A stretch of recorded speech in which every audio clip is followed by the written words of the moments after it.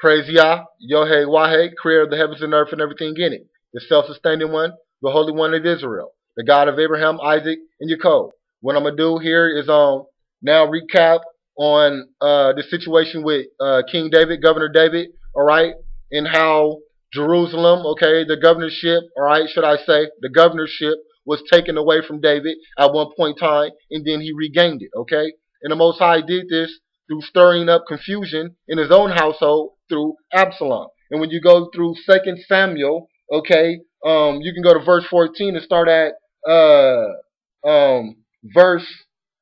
you can go to chapter 14 and start at verse 25 where David forgives Absalom. David forgives Absalom because Absalom had killed his brother Amnon, okay, and he had raped his sister Tamar, okay? This is why David forgave Absalom. But I'm going to start here at chapter 15, okay, Absalom treason. After this, it happened that Absalom provided himself with chariots and horses, and 50 men to run before him. Now Absalom would rise early and stand beside the way to the gate. So it was whenever anyone who had lawsuit came to the king for a decision that Absalom would call to him and say, "What city are you from?" And he would say, "Your servant is from such and such in a tribe of Israel." Then Absalom would say to him, "Look, your case is good and right, but there is no deputy of the king to hear you." Moreover, Absalom would say, "Oh, that I were made judge in the land, and everyone who has any suit or case will come to me.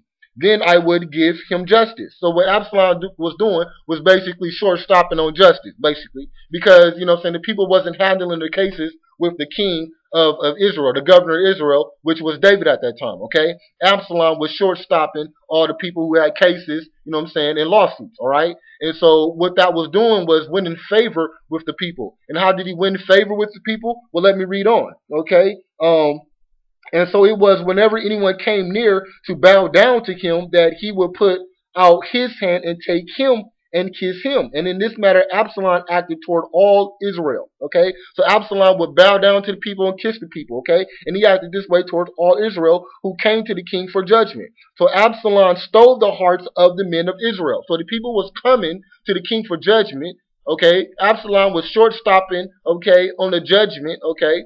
Basically, he was doing the judgment. He was bowing down to the people and kissing them, all right? And so, therefore, he was winning favor of the people of Israel, okay? Now, it came to pass after 40 years that Absalom said to the king, "Please let me go to Hebron and pay vow for which I made to Yah." So, Absalom was doing this for 40 years now, okay? So, could you imagine, okay, how many people that, you know what I'm saying, he won favor over, okay? He was doing this, a short-stopping judgment, okay, from King David, right? He was winning favor over Israel. He was doing this for 40 years. So now he's asking King, the governor David, to go to Hebron and to fulfill a plea that he made to Yah. Okay, so watch this.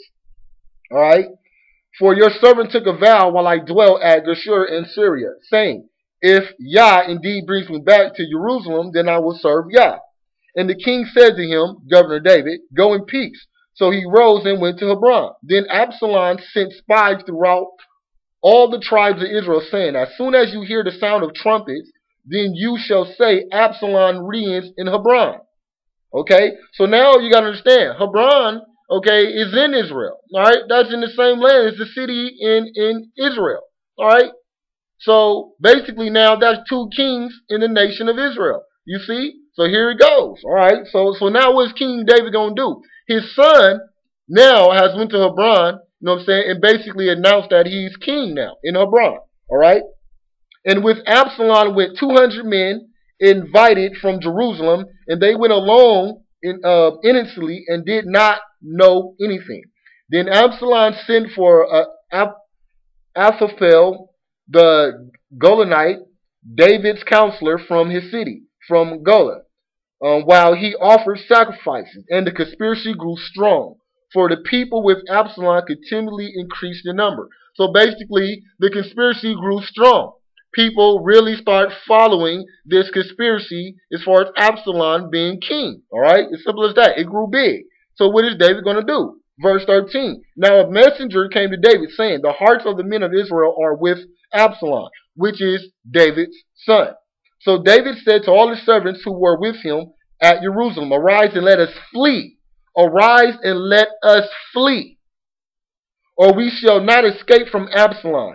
Make haste to depart, lest he overtake us suddenly, and bring the disaster upon us, and strike the city with the edge of the sword. So you see, King David was afraid of his son, okay? As simple as that.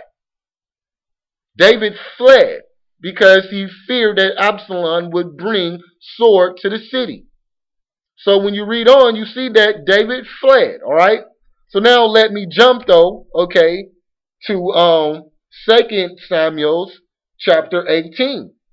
Absalom defeated. And David numbered the people who were with him and set captains of thousands and captains of hundreds over them. Then David sent out 1/3 of the people under the hand of Joab and Joab, and 1/3 under the hand of Abishai, the son of Zeruiah, Joab's brother, and 1/3 under the hand of Itidiah, the Gittite. And the king said to the people, I also will surely go out with you myself. But the people answered, you shall not go. So the people didn't want him to go. All right. So as you read on, okay, I'm gonna jump down now. Now David did not want, okay, his son Absalom to be killed, but Joab still killed his son anyway.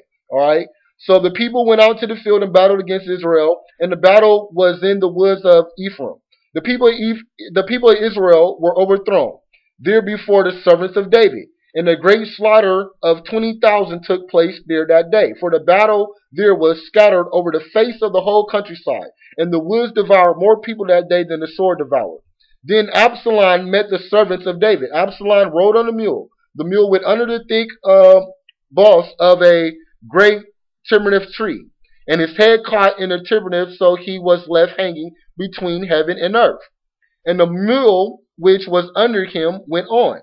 So Absalom was riding on a mule, okay, and he got caught, okay, and stuck on a tree, okay, and the mule kept going on, so he was just hanging and dangling in the tree, okay.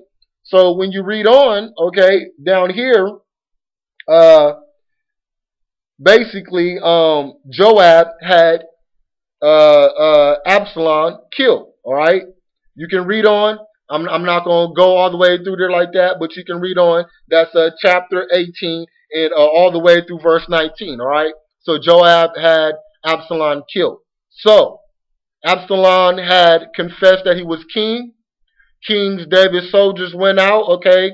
Well, should I say King David fled, all right? Then King David's soldiers went out and killed the men who was following along with Absalom, all right? Then Joab ended up having Absalom killed, okay? And then David returns to Jerusalem, all right? That's chapter 19, verse 9. David returns to Jerusalem. Now all the people were in dispute through all the tribes of Israel, saying, the king saved us from the hand of our enemies. He delivered us from the hand of the Philistines. And now he has fled from the land because of Absalom, okay? So as you see, David fled. And when you read on, he returned. So this shows you at one point in time, David, okay, had rulership over Israel, okay? And then one point in time, he had to flee because of his son Absalom, all right? So all that talk about David is going to come back and reign over Israel, that's a myth. That's false, okay? Because as you see in chapter, that was chapter 7, verse 12, the Most High said, when your days are fulfilled and you rest with your fathers, okay, because King David died, that he will set up a seed of his body and establish his governorship over Israel. It's simple as that. So David, King David, is not coming back to rule over Israel. Simple as that. This is for YAH righteousness, Jerusalem, and the Holy See. Peace.